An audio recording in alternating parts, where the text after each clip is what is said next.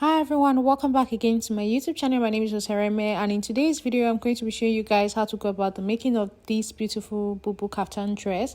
Now the inspirations were those on the side, and the one I made for my client is the one right in the middle.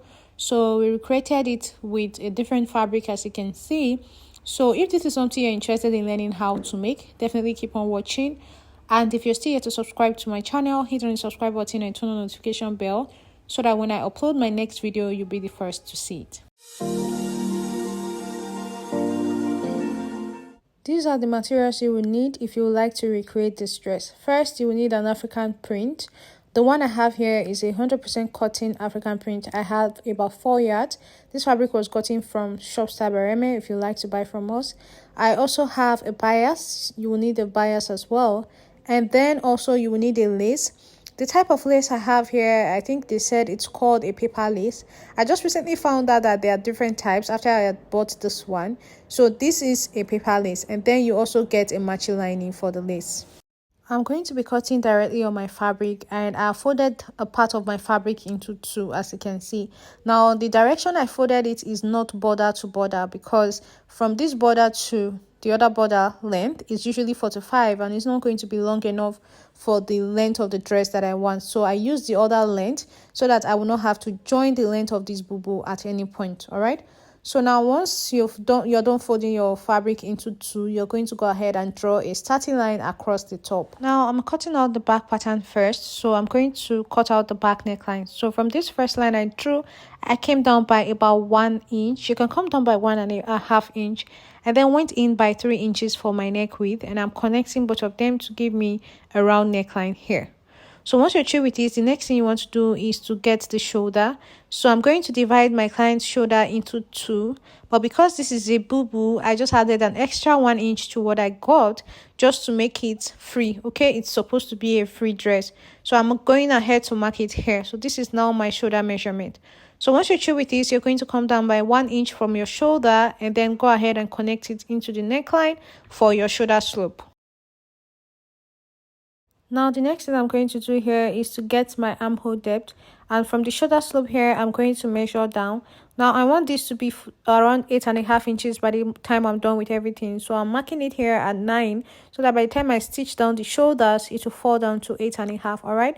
So now I just used my free hand to connect my armhole from the shoulder down to this point I just created here. All right guys, so once you're through with that, you're going to come down to this place where you just finished your armhole, and you're going to mark your client's bust measurement divided by 4. For me, my client's bust measurement divided by 4 is 10, but I marked 11.5. So now that extra 1.5 inches for ease, and then after that point I added an extra 1 inch for my stitching allowance. The only reason I gave it so much ease is because this is a bubu and it needs to be very free. Okay, now from the shoulder again, I'm going to measure down to her hip line. All right, so somewhere down. Okay, I've changed my color of chalk just because I know that this fabric is very colorful and the lines are so hard to see with all the colors that I had. So now the hip line here, I'm marking her hip measurement divided by 4. I still added an extra 1.5 inch for ease, and then added extra inches for my stitching allowance. Now once you're through with this, you're going to connect from your armhole down to your hip line, just like you see me doing like this. I really hope that you guys can see these lines clearly, because I literally tried all the colors I had on my part on this fabric, and it looked like as though this pink was like the best for you guys. All right, so I continue to take this line all the way down like an A shape, just like you see. So from the armhole down to the hip, try to mark the around the armhole again, just hoping that you guys will see these colors. All right, so now I'm through with this. Now one thing I want to do is on this fabric here, I want to just cut out with the pocket. All right, so from the shoulder I measured down to 17 inches. So from that 17 inches point I marked, I'm going to come down by 7 inches for the width of my pocket opening, and then came down by extra 6 inches, which I just marked straight in. So from the first mark I made, I just created a curve to meet the other one I created in just now. And then it's just kind of like a freehand method of going about your pocket, so you don't have to cut out your pocket again. So now after doing that, from the shoulder I measure down to the length that I want this bubu to be. it's supposed to be 58 inches, but I'm going to be marking this at about 60 inches so that by the time I'm done with everything, it falls down to 58. So now I'm going to go ahead and just draw a straight line across this point, and this is what we have. All right, so now I'm going to go ahead and cut out this fabric that I have just marked. Note that you are going to be cutting the pockets alongside with the dress. All right, do not cut off the pocket area. So see how I'm cutting the pocket along with the bubu. That's exactly how you should do it, so that when you're sewing, it's just very easy. You do not have to cut your pocket again separately. So now I'm done with the back pattern. This is what it looks like. The pocket has already been cut alongside with it, and this is the neckline and upper part. So I'm going to use this to cut out my front piece. Alright guys, for the front piece, I also folded my fabric into two, just like I did when I wanted to cut out the back piece. And now what I'm doing is placing the back piece on it from the center back. All right, this dress is not going to have a zipper or any opening anywhere. The only opening we'll have will be around the neckline. Okay, so just place the folded edges together for the back piece and the front piece, just like I've done here. I'm just going to pin the both of them down, and I'm just going to trace the back piece into the front piece. All right, so the only difference between the front and the back right now is I'm not going to be cutting out the neckline. All right, so just pin it down, cut out every other part except the neckline, since the neckline for the front is going to be different. So I've traced the back into the front piece, and like I said, the only difference is I did not cut out the neckline. So now for the front neckline, is going to be quite different from the back. The neck width and everything is going to be the same thing. So for the neck width here, it is 3 inches. I've marked it here. All right, and then place back the back piece, the neckline for the back piece, just so I can cut out the both of them to have exactly the same neck width.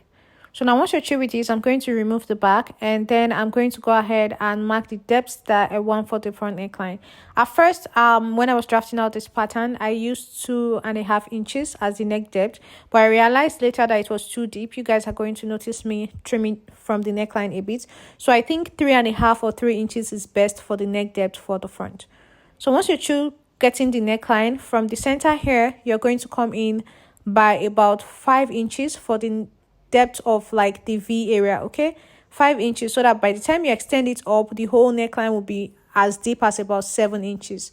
So I just created a very tiny V on the neckline for the front, and by the time you open it, you're going to have it looking like this. All right, so you can see how the neckline comes. It has a round at the top and then a little V at the bottom. All right, so now I'm going to go ahead now and cut out the front piece with the lace. So now this is the front neckline that we just drew out. Now I have folded a piece of my lace fabric into two, as you can see, and I folded the wrong side to face me, just like this. Now I made sure that the fold I had was wide enough to cover my shoulder, the armhole area, just like this. So now I'm going ahead to arrange this in place and just pin it all the way from the top to bottom. But you want to make sure that the center of the Ankara fabric and the center of the lace fabric are well aligned, that one is not looking as though it's longer than the other. If you have to iron it, you can go ahead and iron it out as you are doing this.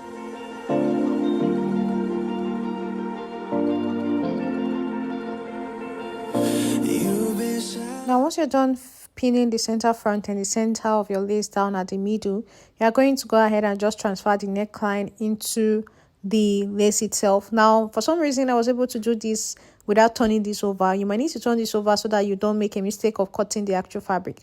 So now I am going to go ahead and cut out the armhole as well. But now for the width of this lace that is going to be at the middle of this dress, I was thinking it should be around 8 inches. Okay, so now 8 inches divided by 2 is 4, right? So I'm doing 4.5, so that by this time I fold some part in, it will everything will align perfectly to fall down to 8 inches. So now for the armhole area, I just trimmed the lace to follow the armhole length, and then came down from the shoulder by 5 inches. So now this 5 inches I came down by, I'm connecting a curve to meet that 4 inches that I came in by, which is half of 8. So by the time I open this up, it will be 8 inches. All right, so I'm just going ahead to just create a curve. See how I'm creating this curve so that it looks like what we are trying to recreate. All right, so now I am taking this all the way down from the armhole area all the way to the end of this dress. After marking it out, just go ahead and cut out the lace following the mark that you just made. Once you're through with that, go ahead and turn it over to the other side and then just cut the V neckline into the lace as well. So now once you're through with this, you're done cutting out the design for the center front. Just go ahead and remove your pins. So now if you place them on top of each other opened, this is what it looks like. So now I'm going to go ahead and cut out lining for the lace part. After cutting out the lining for the lace part, this is what I have. So now what I'm going to do is to turn the lace wrong side facing me, okay? So kind of like right sides facing each other with the lining. And I'm going to go ahead and stitch down the sides, all right? Just the sides for now. You can go ahead and pin it down just like I've done here, all right? So now I'm going to go over to the sewing machine and I'm going to stitch from here all the way through to the end and do the same thing on the other side as well. Don't do anything around the neck yet. So after I was done stitching it down, this is what I have. I turned it over to the right side and this is what it is looking like. So now I'm arranging this yellow piece, the lace fabric, on top of my neckline, and I'm just going ahead to pin it down. Now you're going to make sure that this lace is centralized on the center of this fabric, so from the neckline all the way to the bottom part. So if you need to measure to make sure that this is at the center, please go ahead and do that. It feels like an angel straight from heaven, just like my lucky number 7. You're my shooting. So now to stitch this down on the sewing machine, I'm going to be making a top stitch, but I'll place my bias, use my bias to wrap around this lace like I'm demonstrating now, and I'll stitch it all the way to the end. So this is me doing exactly what I just demonstrated on the sewing machine. So you use the bias to wrap the lace. It's a bit difficult. I'm going to be very sincere with you guys because sometimes the lace will want to pull out of the fold, okay? So I would advise that if you might not be able to go about it doing it like this, you can do it on the lace first before top stitching it on the fabric. So after I was done with everything, this is what I have. You can see how neatly it looks, all right? But like I said, you can stitch it on the lace first before you top stitch on the fabric if you will not be able to do both of them together. So now the next thing I want to do is to finish up this neckline. And now looking at this, I realized that the facing I cut out is kind of not what I'm supposed to use, not the type I'm supposed to use, because I'm not supposed to stitch around the whole neckline, all right? So at first I went ahead to stitch around in the whole neckline. I realized that I just needed to stitch only the little V part. So I had to loosen up this area and this area here and just only stitch down the V area just like you are seeing here. Okay, so now if you turn this over to the wrong side, you see what it's looking like. You do not need to stitch around the neckline, just the V at this point. So I'm going to iron this out. After I was done ironing it out, this is what I have, okay? So now I'm going to go ahead and join the front and the back pieces together now on the shoulder. I've not done anything to the back neckline as well, no facing on any or anything like that. So now I'm just going to pin the shoulders down for both the sides and then go ahead and stitch it down. I'm done stitching it down now, and after I was done, I measured around the neckline and noticed that it might become too small for the client, and because there's no zipper here, it needs to be wide enough to pass through her neckline. So I'm just trimming away from the neck, just from the front all the way through to the back. Now after trimming off your neckline, you're going to go ahead and cut out the band for the neckline. So I have my piece of pattern paper here, and first thing I'm going to do is draw a straight line across. And then I'm just going to mark randomly a middle point. Now after marking this middle point, I'm going to measure the necklines. So I'm going to be starting with the front measurement. So I'll measure from the center here all the way through to the shoulder joining. So I'm going to mark whatever I got from this middle point I marked earlier towards this side. So I'm going to mark it here. Okay, this is my front. So I'm going to label it F.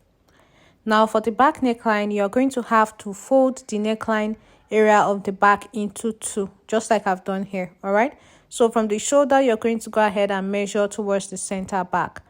So what you have, go ahead and mark it as well from these first points that you had. So I'm going to label this area the back. Now from the point on the front here, I'm going to go up by 1/2 of an inch. I'll make a mark here, okay?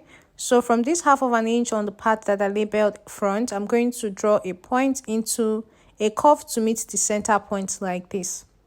Now once you're through with this, it's time to determine the height of your collar, all right? for the band of the neckline. So I'm going to be doing 1¼ inch. So I'll go up by 1¼ inch from this second point I had here, the one I used for the curve, and here I'll go up from the first line. So now once you're through with this, go ahead and connect a straight line from this first line here to this point, and then from this curve on this part to this point. Now I want to make the curve more visible. Okay, so yeah, this is what we are now going to be using. After this, you're going to connect a curve from the F point to the B point like this, and then just create a curve here for the center front neckline. So now once you're through with that, go ahead and cut out this piece, and that is your band for the neckline. So after cutting out my band, I went ahead to place it on my fabric and use it to cut out, adding stitching allowance all the way around. I folded my fabric into two when I was cutting this out, so when you open it up, you have it looking long like this. Now notice that I cut out 2 lining and 1 lace fabric. You need to do the exact same thing if you are working with a lace as well. So notice how I've placed my lining first, lace in between, and then covered everything up with my lining. So I'm going to go ahead now and stitch this all the way across. After I was done stitching it down, I went ahead to trim off the excesses, alright, and this is what I have here. So now turning this over to the wrong side, to the right side, sorry, you will see how it looks like. Okay, so the lace is in between, so that way the stay that we used for making this lining area stronger is not going to be showing in front, so you have to do something like a double lining. So I'm going to go ahead now and iron this out. After I was done ironing out this piece, this is what it looks like. So I'm going to be placing this all the way around the neckline. So you're going to be starting with the lace part. So face the lace part, right sides facing each other with the neckline of your dress, okay? And go ahead and start pinning it down first. So you pin the lace and one of the lining together, all right? So I'm going ahead to pin it down. This is what it's looking like in front right now. So I'm going to pin this all the way around the neckline.